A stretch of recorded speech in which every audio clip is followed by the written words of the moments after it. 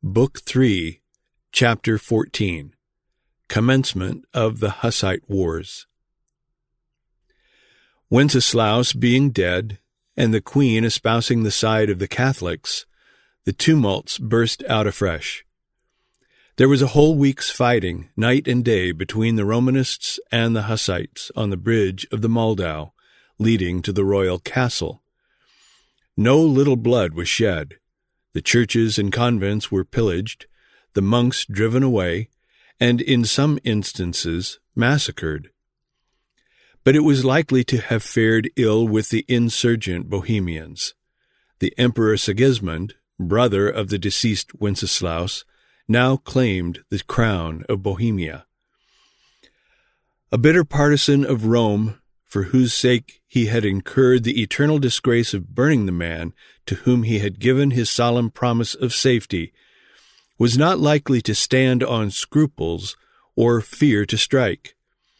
He was marching on Prague to quell the insurrection and take possession of the crown. "Perish that crown," said the Bohemians, "rather than it shall sit on the head of one who has incurred the double odium of tyrant and traitor." The Bohemians resolved on resistance, and now it was that the tempest burst. But the party to strike the first blow was Sigismund. The campaign, which lasted 18 years, and which was signalized throughout by the passions of the combatants, the carnage of its fields, and the marvelous, we had almost said miraculous victories which crowned the arms of the Hussites, owed its commencement to the following incident. The Hussites had agreed to meet on Michaelmas Day, 1419, on a great plain not far from Prague, and celebrate the Eucharist. On the day appointed, some 40,000, it is said, from all the towns and villages around, assembled at the place of rendezvous. 3 tables were set, the sacred elements were brought forth and placed upon them, and a priest officiated at each, and gave the communion in both kinds to the people. The affair was the simplest possible. Neither were the tables covered, nor did the priests wear their habits, nor had the people arms. They came as pilgrims with their walking staves. The affair over, they made a collection to indemnify the man on whose ground they had met, and agreeing to assemble again for a like purpose before Martinmas, they separated, the most part taking the road to Prague, where they arrived at night with lighted torches. Such is the account given by an eyewitness, Benesius Horzawicki, a disciple and friend of Huss. But, says the Jesuit Balbinus, though a heretic, his account of the affair is trustworthy. The matter got wind, and the second meeting was not allowed to pass off so quietly as the first. Several hundreds were already on their way, bearing, as before, not arms, but walking staves, when they were met by the intelligence that the troops of the emperor, lying in ambuscade, were waiting their approach. They halted on the road and sent messengers to the towns in their rear, begging assistance.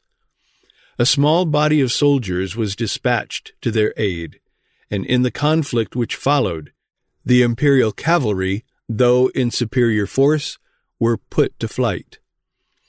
After the battle, the pilgrims with their defenders pursued their way to Prague, which they entered amid acclamations of joy. The first battle had been fought with the troops of the emperor, and the victory remained with the Bohemians. The Rubicon had been crossed. The Bohemians must now go forward into the heart of the conflict, which was destined to assume dimensions that were not dreamed of by either party.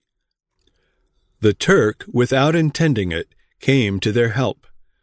He attacked the empire of Sigismund on the side opposite to that of Bohemia. This divided the emperor's forces and weakened his front against Ziska. But for this apparently fortuitous but in reality providential occurrence, the Hussite movement might have been crushed before there was time to organize it. The prompt and patriotic Hussite leader saw his advantage and made haste to rally the whole of Bohemia, before the emperor should have got the Moslem off his hands, and before the armed bands of Germany, now mustering in obedience to the papal summons, should have had time to bear down upon his little country. He issued a manifesto, signed Ziska of the Chalice, in which he invoked at once the religion and the patriotism of his countrymen. "Imitate," said he, "your ancestors, the ancient Bohemians, who were always able to defend the cause of God and their own.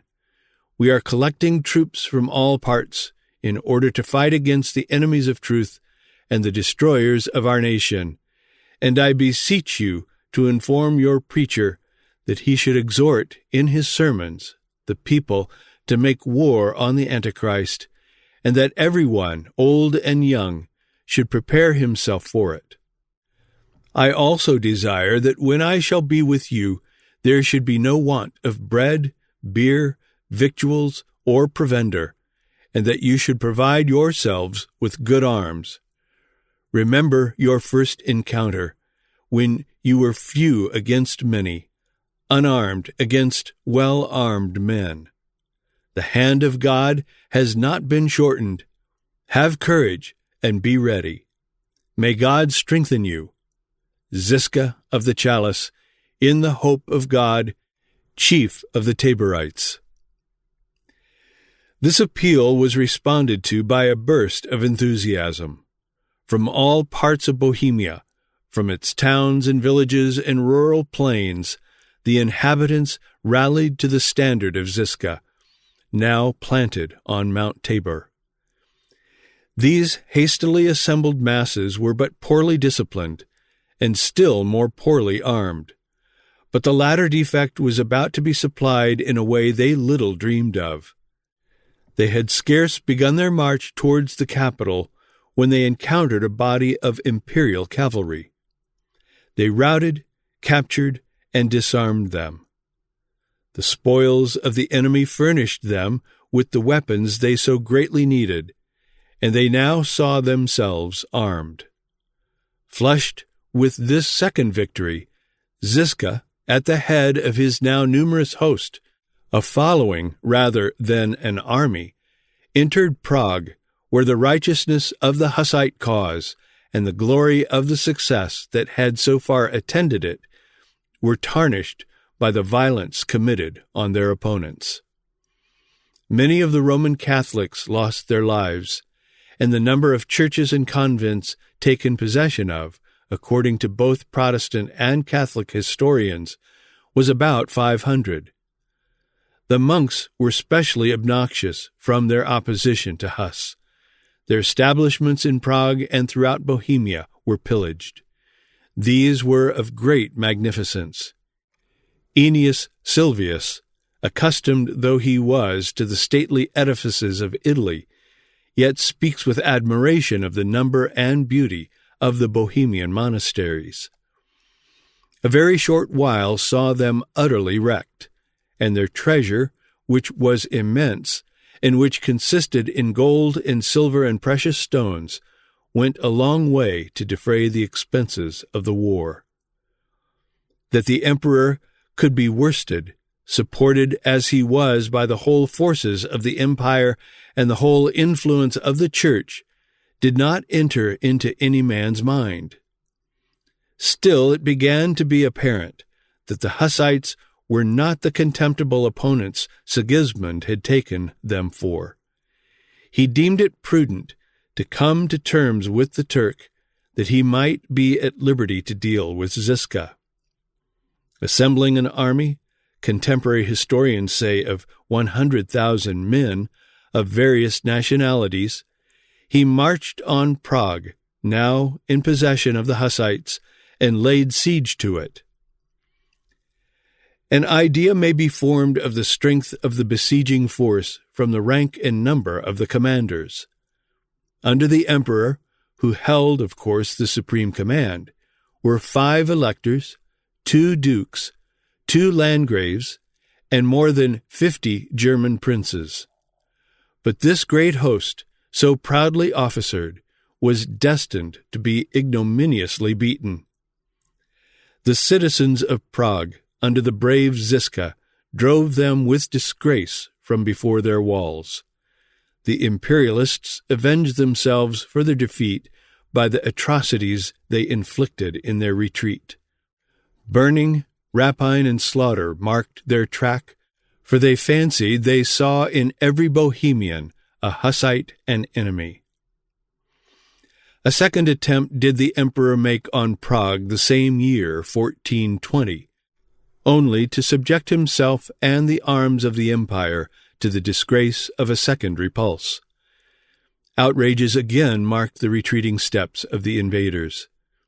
These repeated successes invested the name of Žižka with great renown and raised the expectations and courage of his followers to the highest pitch. It is not wonderful if their minds began to be heated, seeing as they did the armies of the empire fleeing before them. Mount Tabor, where the standard of Žižka continued to float, was to become, so they thought, the head of the earth, more holy than Zion, more invulnerable than the capital.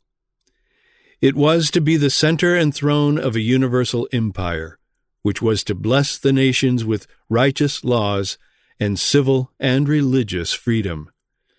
The armies of Žižka were swelled from another and different cause.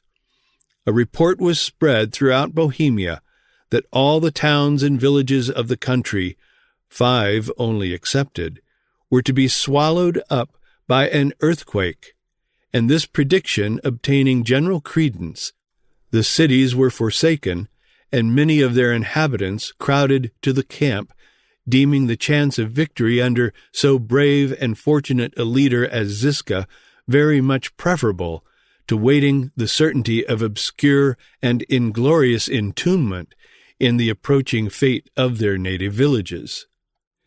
At this stage of the affair, the Bohemians held a diet at Čáslav, 1421, to deliberate on their course for the future. The first matter that occupied them was the disposal of their crown. They declared Sigismund unworthy to wear it, and resolved to offer it to the King of Poland or to a prince of his dynasty. The second question was, on what basis should they accept a peace?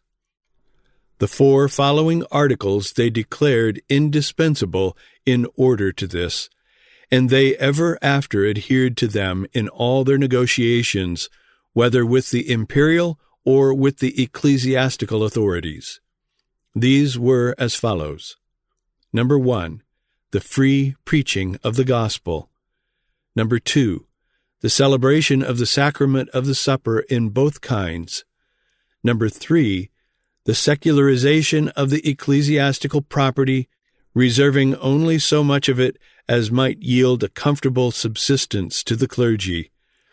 Number 4, the execution of the laws against all crimes by whomsoever committed, whether laics or clerics. Further, the Diet established a regency for the government of the kingdom, composed of magnates, nobles, and burghers, with Žižka as its president. The Emperor Sigismund sent proposals to the Diet, offering to confirm their liberties and redress all their just wrong, provided they would accept him as their king, and threatening them with war in case of refusal. The promises and the threats of the emperor the Diet held in equal contempt. They returned for answer an indignant rejection of his propositions, reminding Sigismund that he had broken his word in the matter of the safe conduct, that he had inculpated himself by participating in the murder of Huss and Jerome, and that he had assumed the attitude of an enemy of Bohemia by publishing the bull of excommunication which the Pope had fulminated against their native land, and by stirring up the German nationalities to invade it. The war now resumed its course. It was marked by the usual concomitants of military strife, rapine and siege, fields wasted, cities burned, and the arts and industries suspended. The conflict was interesting as terrible, the odds being so overwhelming. A little nation was seen contending single-handed against the numerous armies and various nationalities of the empire. Such a conflict the Bohemians never could have sustained but for their faith in God, whose aid would not be wanting, they believed, to their righteous cause.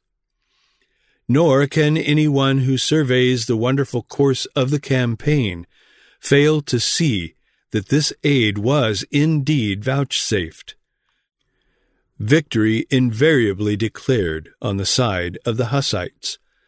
Ziska won battle after battle, and apart from the character of the cause of which he was the champion, he may be said to have deserved the success that attended him by the feats of valor which he performed in the field and the consummate ability which he displayed as a general.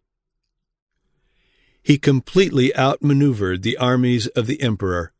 He overwhelmed them by surprises and baffled them by new and masterly tactics. His name had now become a tower of strength to his friends and a terror to his enemies. Every day his renown extended, and in the same proportion did the confidence of his soldiers in him and in themselves increase. They forgot the odds arrayed against them, and with every new day they went forth with redoubled courage to meet their enemies in the field and to achieve new and more glorious victories. The cause for which they fought had a hallowing effect upon their conduct in the camp, and raised them above the fear of death. In their marches they were commonly preceded by their pastors, who bore aloft the cup, the symbol in which they conquered. Before joining battle, the sacrament was administered in both kinds to the soldiers, and, having partaken, they went into action, singing hymns. The spirit with which the Hussites contended, combining that of confessors with soldiers, was wholly new in the armies of that age. In the rear of the army came the women, who tended the sick and wounded, and in cases of necessity worked upon the ramparts. Let us pause a moment in our tragic narration. To this day, the Hussites have never had justice done them.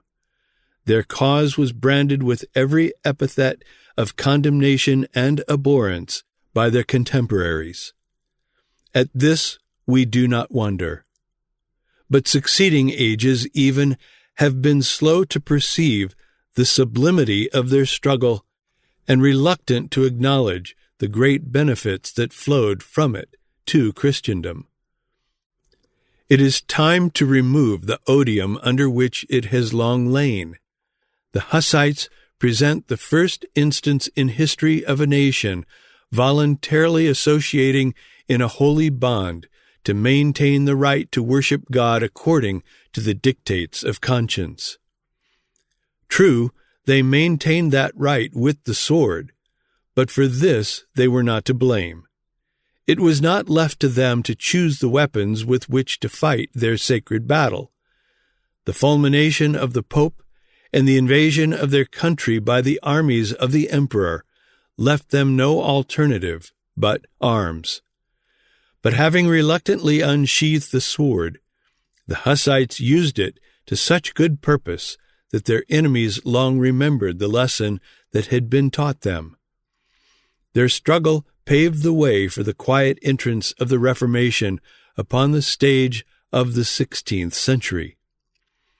Had not the Hussites fought and bled, the men of that era would have had a harder struggle before they could have launched their great movement.